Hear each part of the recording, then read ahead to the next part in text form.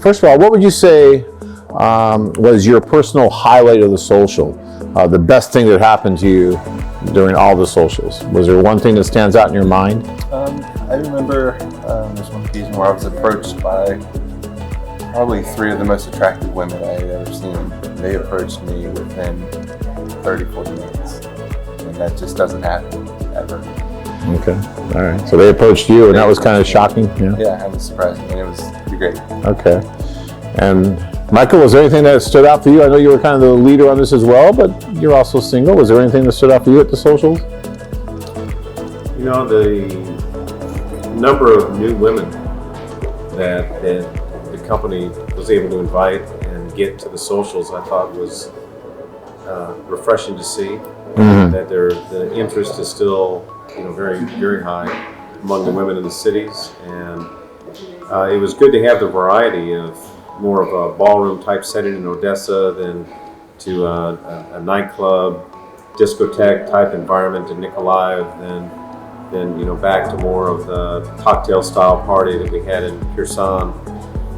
And one thing that stood out, I guess, from the perspective of watching and helping the guys is that we had a group of guys that didn't sit back for too long. Most of the guys jumped right in, took their lumps early and they moved around quickly along the way. And I think in terms of the overall process, they did a good job.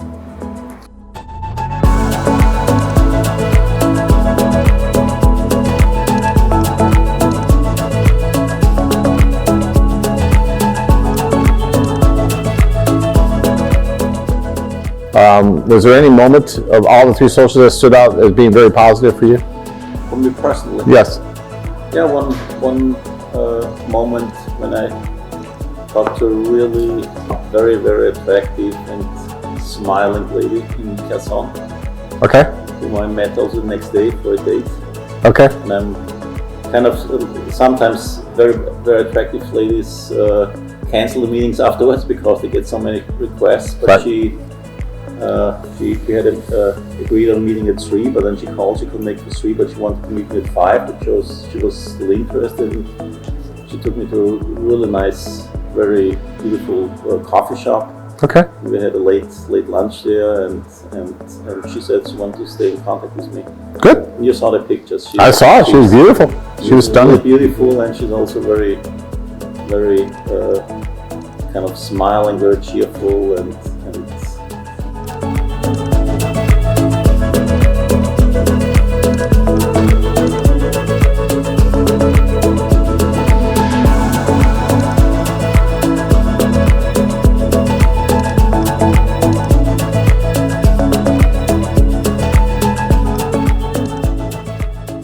Jesse, do you have any reason why you think so many women come here and in search of that someone special? You talk to the women about that? I mean, why do you think that they're interested in really trying to find that man?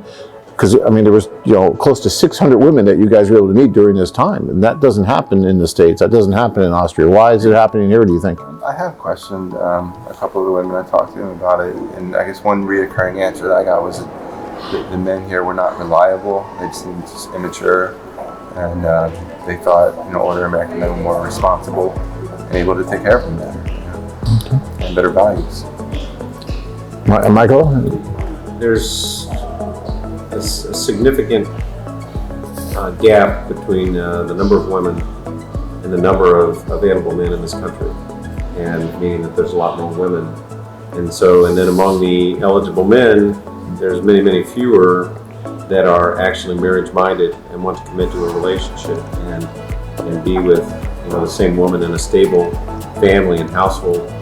And so I think that they see men that are coming here that are marriage-minded as offering them that opportunity to build the type of stable family that most women and most the men that come dream about. Check out our website at firstchoicedating.com. If you enjoyed this video, be sure to give us a thumbs up and subscribe to our channel. Then click on the notice bell to get notified every time we add something new.